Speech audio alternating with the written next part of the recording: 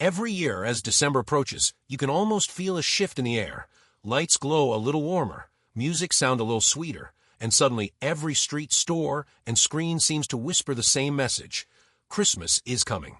But have you ever paused for a moment right in the middle of all that glitter and excitement and wondered who actually benefits from this massive global celebration? It's a holiday wrapped in kindness and generosity, yet behind the ribbons and wrapping paper, there's an entire hidden world of money flowing in directions most people never think about. And once you begin to see it, you'll never look at your holiday season the same way again. Because Christmas isn't just a holiday. It's an economic engine, one that has quietly shaped your habits, influenced your emotions, and even rewired entire industries. And as you're about to discover, the biggest players behind this magical season aren't just the companies you see on billboards or the stores you walk past on snowy evenings. Some of them are invisible, working quietly behind the scenes, guiding everything from prices to products to your very desire to buy. And strangely enough, they've been doing it for far longer than you might imagine. In today's video, you're going to unwrap the story of Christmas economics in a way most people never get to experience. Because once you understand the true machinery behind the holiday, you gain something powerful: the ability to celebrate with clearer eyes, deeper appreciation, and maybe even a small sense of wonder at just how carefully orchestrated the whole season really is. And yes, you might also discover a few secrets that companies would prefer you didn't notice. Let's see how many of them you spot along the way. Before we journey forward, imagine the world before Christmas became the mega celebration you know today. Picture Europe centuries ago, when December wasn't about shopping or gift-giving. It was about surviving winter. Markets were small, goods were scarce, and nothing remotely resembled a holiday shopping season. And yet slowly, as communities gathered, exchanged tiny gifts, or shared warm drinks at winter fairs, merchants noticed something important: people were willing to spend more in December. Maybe it was the cold. Maybe it was the long nights. Or maybe it was simply that humans crave warmth and connection during the darkest time of the year. Whatever the cause, sellers realized something profound: December made people generous. And generosity, when measured in coins, was an opportunity. So marketplaces expanded. Seasonal goods increased. Entire towns started holding yearly December fairs, which quietly built the foundation for the commercial holiday we know today. When you walk through a modern mall decorated with garlands and red bows, you're actually stepping into the echo of those first winter markets, where merchants learned how to transform the gloom of winter into a celebration that people wanted to pay for. Then came the turning point: the Industrial Revolution. Factories, printing presses, mass production. Suddenly Christmas didn't just become bigger, it became scalable. With factories able to produce toys quickly and cheaply, gift-giving shifted from handmade trinkets to commercially manufactured items. Advertisers seized a moment, painting Christmas as a time when a perfect family gathered around the tree, exchanged perfect gifts. And tucked inside those painted images was a message that continues to shape your December even today: if you want a magical holiday, you need to buy the right things. But here's where the hidden economics start to get truly fascinating. Because behind every holiday product, from the ornaments on your tree to the gifts in your shopping cart, there's a strategic choice made by someone who understands human psychology almost better than you do. For example, have you ever noticed that Christmas items appear earlier and earlier each year? It's not because stores are confused about the calendar. It's because research shows that early visuals of Christmas activate nostalgia, which boosts mood, which increases spending. A simple string of lights by early November may look innocent, but economically, it's a well-calculated trigger. And then there's the music. Those familiar Christmas melodies you hear everywhere aren't just for ambience. Studies reveal that holiday music slows you down, encourages you to linger, and makes you more likely to buy. You may think you're strolling through a store simply enjoying the atmosphere, but retailers know exactly what they're doing. A slower, happier shopper is a more profitable one. But the truly astonishing part is how universal these strategies are. Whether you're in a bustling American mall, a cozy European street market, or a small shop in Southeast Asia, the psychological formula is the same: warmth, nostalgia, ritual, repetition. These elements aren't accidental. They're engineered. Every year, companies spend millions studying how people respond to holiday symbols, scents, sounds, and even colors, all to perfect the art of guiding your December decisions. And yet, the biggest winners of the Christmas economy aren't always the retail giants you might expect. Look deeper. Behind the scenes, entire supply chains come alive during the holiday season. Shipping companies work at maximum capacity. Small manufacturers in remote parts of the world find themselves suddenly responsible for producing millions of tiny components that will ultimately sit wrapped under a tree. Transportation networks, from cargo ships to delivery vans, make up an invisible choreography that keeps the holiday moving. If even one part of that chain falters, the entire season feels it. Think about the simple act of ordering a gift online. To you, it's a click. To the companies behind the scenes, it's a complex journey involving warehouses, algorithms predicting demand, supply managers balancing inventory, and drivers racing against the clock to meet your expectations. Each person in that chain earns a small piece of the economic pie that Christmas creates. And amazingly, many of them rely on this season to make up a significant part of their yearly income. But here's a secret that might surprise you. Some industries completely unrelated to gifts depend heavily on Christmas too. Take the energy industry, which benefits from the increased use of lights and heating. Or the hospitality sector, which sees a surge in travel, dining, and hotel bookings. Even airlines experience a predictable spike, thanks largely to families trying to reunite during the holidays. And then there's an entire world of seasonal jobs, from retail employees to gift wrappers and delivery workers, who depend on December for crucial income. Without the holiday, many of these roles wouldn't exist. Yet for all the companies and workers who benefit, Christmas economics also have a darker, more subtle side. You might not realize it, but the holiday can place enormous pressure on families who feel obligated to spend more than they can afford. In fact, some retailers quietly rely on this emotional pressure, knowing that many shoppers will stretch their budgets just to meet expectations. It's a delicate situation where joy and financial stress sit side by side, and understanding this helps illuminate just how powerful the holiday economy truly is. Even digital companies have joined the holiday frenzy. Streaming platforms release Christmas movies, music apps boost holiday playlists, and online marketplaces roll out massive seasonal campaigns. Every click, every download, every view contributes to a revenue wave that peaks in December. The digital world has become just as intertwined with Christmas spending as physical stores ever were.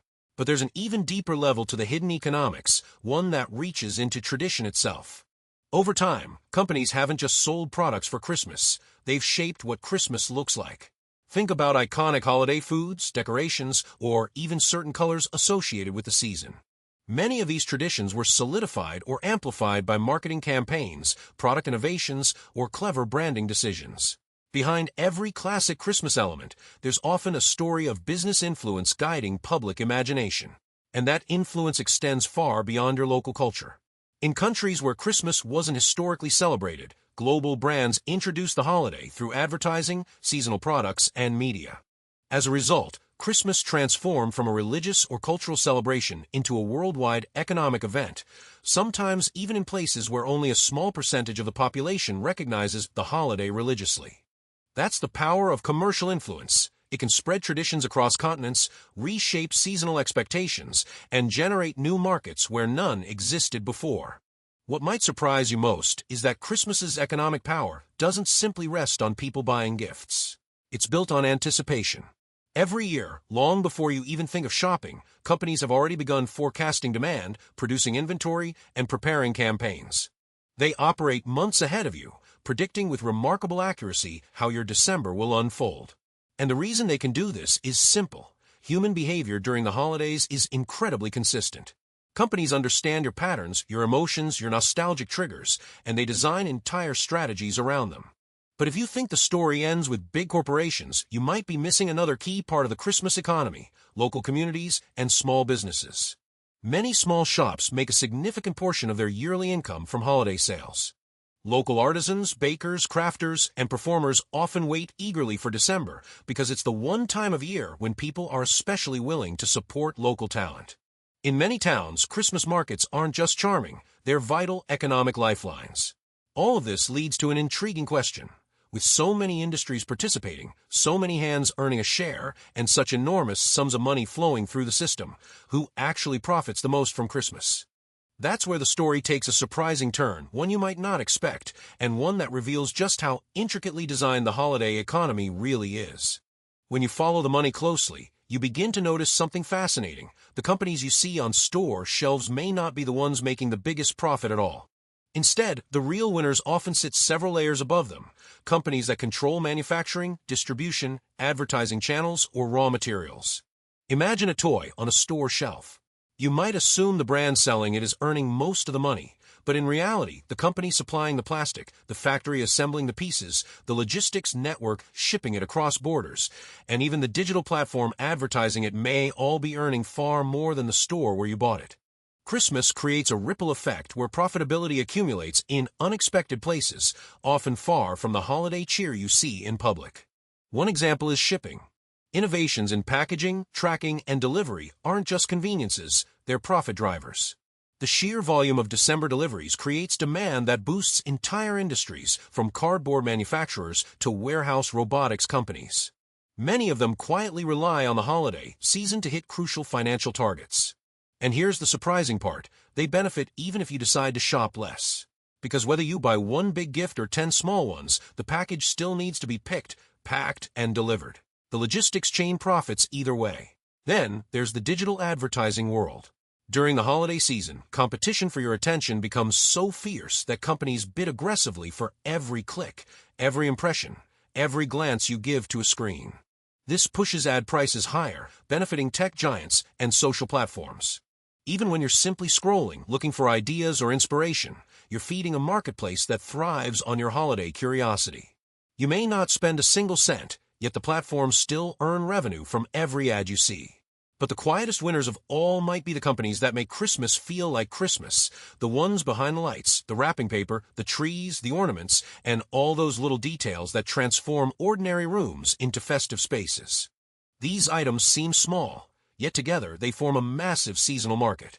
A company that sells Christmas lights might do lukewarm business for most of the year, but come December, they become a powerhouse supplier. Multiply that pattern across hundreds of similar businesses, and you begin to see a hidden world of manufacturers who depend on Christmas to stay alive. And then there's the emotional layer, the part that truly makes Christmas economics unlike anything else. Because this holiday doesn't just influence your spending, it influences your heart. Christmas is special precisely because it's one of the few times humans around the world collectively allow themselves to feel sentimental. The season activates deep emotional memories, many rooted in childhood. And those emotions have purchasing power. Companies know that when you buy a gift, you're not just buying an object, you're buying a feeling. You're buying the smile you hope someone will have. You're buying a memory you hope will last. But emotions can be powerful tools in the wrong hands. Some companies design entire marketing strategies around creating a sense of urgency or inadequacy, messages that quietly suggest your holiday won't be magical unless you buy the right things. It's subtle but effective. Whether it's the perfect toy, the ideal dinner, or the most beautiful decorations, the implication remains the same. A great Christmas requires spending. Understanding this helps you step back, breathe, and remember that the real magic of the season isn't for sale. Yet even with all this complexity, Christmas economics contains a twist that most people overlook entirely. While the holiday generates billions in spending, some countries experience Christmas in ways that hardly resemble the commercial frenzy others know. In Japan, for example, Christmas is more of a romantic celebration than a family-focused one, leading to an entirely different set of products and traditions. In parts of Europe, markets and handcrafted goods dominate over mass-produced gifts. In many non-Christian majority countries, the holiday is more aesthetic than religious, with lights and decorations serving as symbols of winter rather than faith. Each region adapts Christmas to its own cultural identity, shaping unique microeconomies that reflect local values. This diversity reveals a surprising truth. Christmas economics isn't just about money, it's about meaning. The holiday's financial power grows not because of pressure alone, but because people genuinely crave connection, generosity, and shared joy. And companies big and small simply build their strategies around these universal human desires. In a sense, the global Christmas economy is really a giant reflection of the human wish to give, share, and celebrate. As you zoom out and look across the entire world, you begin to see the holiday not as a single, unified celebration, but as a mosaic of traditions, industries, and emotional rituals that all converge on one moment in time. It's a synchronized global event that touches nearly every corner of life: your home, your wallet, your relationships, your memories. And while the commercial side may be powerful, it exists because people continue to find meaning in the holiday year after year. So where does that leave you? It leaves you with a new way of seeing Christmas, not as just a season of flashing lights and colorful ads, but as a beautifully complex mixture of history, psychology, culture, and economics. It's a holiday shaped by centuries of traditions and decades of commercial evolution. But at its core, it remains a time when people slow down, reconnect, and look for moments that feel warm and real. Because no matter how many companies join the season, the heart of Christmas still belongs to the people who celebrate it. Now, as you reflect on everything happening beneath the surface of your own Christmas season, you might notice details you never paid attention to before: the timing of displays, the pricing of products, the strategies behind ads, the stories behind traditions. Each one is a thread in the vast tapestry of the holiday economy. And the more of those threads you see, the more fascinating the season becomes. But before we wrap up, let's take a moment to revisit what you've uncovered.